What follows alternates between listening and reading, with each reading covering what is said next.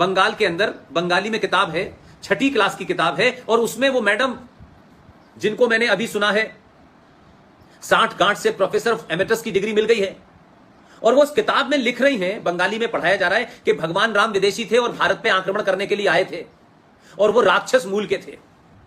ये बच्चों को 6ठी क्लास की किताब में बंगाल में पढ़ाया जा रहा है। तो हमने आजाद होने के बाद भी इस देश में सत्ताधारियों ने अपने लालच में अपनी सत्ताओं को बनाए रखने के लिए भारत की सनातन संस्कृति को, भारत के मूल्यों को, यहां की संस्कृति को, आस्थाओं को, सरोकारों को धीरे धीरे करके समाप्त कर दिया और एक ऐसी संस्कृति यहां डाली कि यहां बच्चे क्लर्क बने, यहां सिर्फ मालिक की जू हजूरी करें, उनमें ज्ञान नाम की कोई चीज ना हो, वो सिर्फ मार्कशीट के मोहताज बन के रह जाएं, अपने देश के बारे में, अपनी संस्कृति के बारे में, अपनी मिट्टी के बारे में, अपने इतिहास के बारे में, जो गौरवशाली इतिहास है उसको वो जान न पाएं। इसलिए अकबर में ग्रेट को पढ़ते रहें, इसलिए औरंगजेब का रोड का नाम रख दिया जाए, इसलिए भारत के अंदर किंग एम्परर जॉर्ज फिफ्थ जो 5वां राजा था, इंग्लैंड से आया था, आज भी दिल्ली के अंदर कोरोनेशन पार्क है, सबसे बड़ा है और सबसे बड़ी उसकी जॉर्ज पंजम की मूर्ति लगी हुई है, आज भी लगी हुई है। आज भी अंग्रेजों के नाम से बहुत सड़कें हैं, आज भी मुगलों के नाम से बहुत सारी सड़कें हैं। इसलिए आपको बताया जाता है कि वो आक्रांत थे, ये किया, उन्होंने किस तरीके से भगवान राम का मंदिर तोड़ करके बाबरी मस्जिद बनाई, उन्होंने कैसे मथुरा के अंदर मंदिर तोड़ के मस्जिद बनाई, उन्होंने कैसे काशी में बाबा विश्वनाथ, ये सब हमें पता है और दिखाई दे रहा है, लेकिन ये पढ़ाया नहीं जाता, ये बताया नहीं जाता। क्यों? इसीलिए भारत के अंदर भारतीय पैदा नहीं हो रहे हैं, भारत के अंदर अंग्रेजी शिक्षा लेकर के आईएएस और पीसीएस, जिसे व्हाइट कॉलर क्लर्क कहते हैं, वो पैदा हो रहे हैं। न उनका भारत की संस्कृति से कोई इंटरेस्ट है, न सरोकारों से कोई इंटरेस्ट है, उनको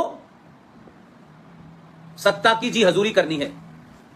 इसलिए जब सत्ताएं बदलती हैं तो फर्क कैसे पड़ता है। मैंने बंगाल की आपको उदाहरण दिया, मैं आपको एक महाराष्ट्र का उदाहरण देना चाहता हूं।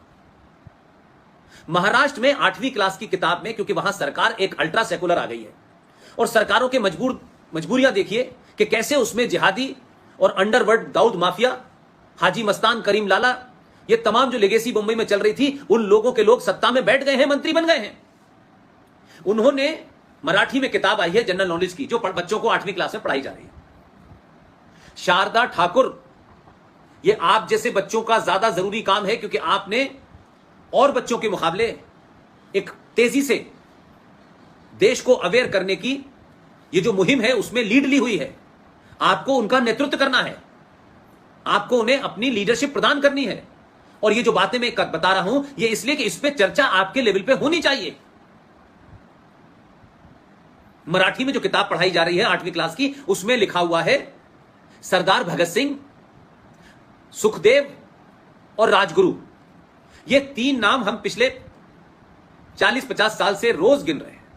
युवा थे, 24-24, 23-23 साल की इनकी उम्र थी, और ये तीनों को एक साथ फांसी पे चढ़ा दिया गया। लेकिन सत्ता में कितने जहरीले, कितने खतरनाक लोग अलग अलग जगह बैठे हुए हैं कि उन्होंने बिना चुपचाप से बताए 8वीं क्लास की किताब में लिखा है सरदार शहीद भगत सिंह, राजगुरु और सुखदेव का नाम हटा करके वहां कुर्बान हुसैन का नाम आ गया है।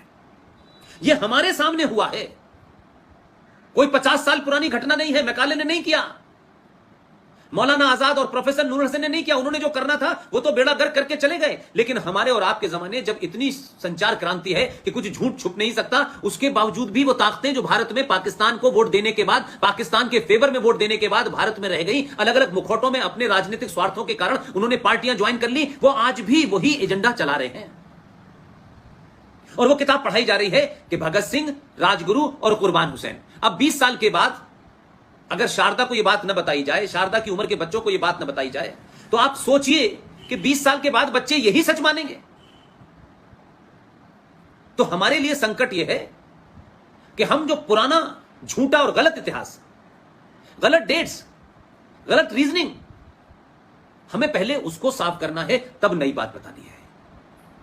कौन किताबें पढ़नी चाहिए, कौन सी नहीं पढ़नी चाहिए। और यह भी मैं नहीं कहता हूं कि किसी विचारधारा के लिखे हुए लोगों की किताब पढ़ें, मैं इस फेवर में भी नहीं हूं। लेकिन बहुत सारी किताब हैं जिन्हें आप पढ़ेंगी तब आप भारत को भारत जानेंगी। यह भारत को भारत जानना ऐसे ही है कि जब तक आप अपने घर को नहीं जानेंगी कि मेरे घर की क्या परंपरा है, मेरे घर के क्या कायदे कानून हैं, मैं कौन हूं, मैं किसकी बेटी हूं, मैं किसकी पोती हूं, मेरे बाप दादा कौन थे, मेरे बुजुर्ग कौन थे, हमारा देश पहले सोने की चिड़िया था तो क्यों था और आज नहीं है तो क्यों नहीं है, जब अंग्रेज नहीं आए थे तो कौन सी शिक्षा यहां दी जा रही थी, तब आचार्य चाणक्य क्या कर रहे थे, जब चंद्रगुप्त कैसे पैदा हुआ, ये जब अगर आप नहीं जानेंगे तो आप वर्तमान में एक ऐसे प्राणी होंगे जो पैदा हुए, खाया पिया, कभी इसके पैर जोड़े कभी उसके पैर जोड़े, कभी इसकी चापलूसी की कभी उसकी चापलूसी की, और जीवन धीरे धीरे कट गया और एक दिन आप समाप्त हो गए।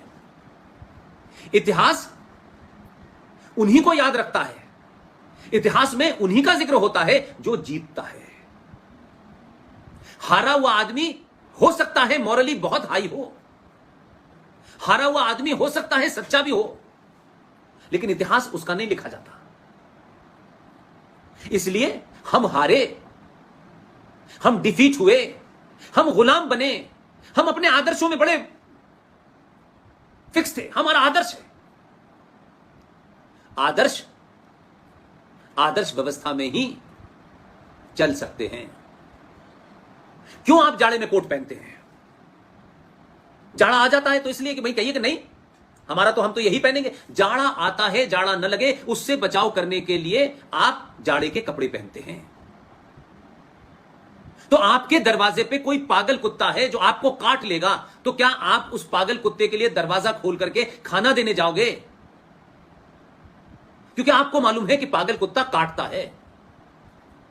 उसको कैसे उसका इंतजाम करोगे, उसके बाद बाहर निकलोगे। फिर आपको पता होगा कि इस गली में मुकरने के बाद जब मैं यहां से मुड़ के जाऊंगी तो यहां 4 गुंडे बैठते हैं जो सुबह टिप्पणी करते हैं, कमेंट करते हैं। फिर कुछ गुंडे कॉलेज में पहुंच जाते हैं। यह अगर आपको नहीं पता है तो इसमें आपके बड़ों की गलती है। हम आपको आदर्शवाद की शिक्षा देकर के भेड़ियों के बीच में, लुटेरों के बीच में, डकैतों के बीच में, बलात्कारियों के बीच में नहीं छोड़ सकते। और अगर हम ये बताएं कि हमारे समाज में ये हो रहा है तो हमें ये करना है, तो चाहे वो बेटी हो चाहे बेटा हो, वो उसके लिए मानसिक तौर पे तैयार रहेगा। तो आज की चुनौतियों में आप ये सवाल उठाइए। आपको जिन बातों पे अपने मोहल्ले के नेता से, अपने एमएलए से, अपने एमपी से, और मत डरिए किसी से, दुनिया में जो जितना बड़ा ताकतवर होता है उतना ही कमजोर होता है, ध्यान रखिए। जितने बड़े पद पे जो बैठता है वो उतना ही कमजोर हो जाता है। अगर सबसे पावरफुल कोई होता है, सबसे ताकतवर अगर कोई होता है, वो वही होता है जो किसी कुर्सी पे नहीं बैठा होता। जो चौराहे पे भी खड़ा होगा तो उसकी आवाज तेज होगी, वो पुलिया पे भी खड़ा होगा तो उसकी आवाज तेज होगी। उसकी आवाज को रोकने के जितने भी सत्ता के तंत्र हैं उसे कोई खरीद नहीं पाता।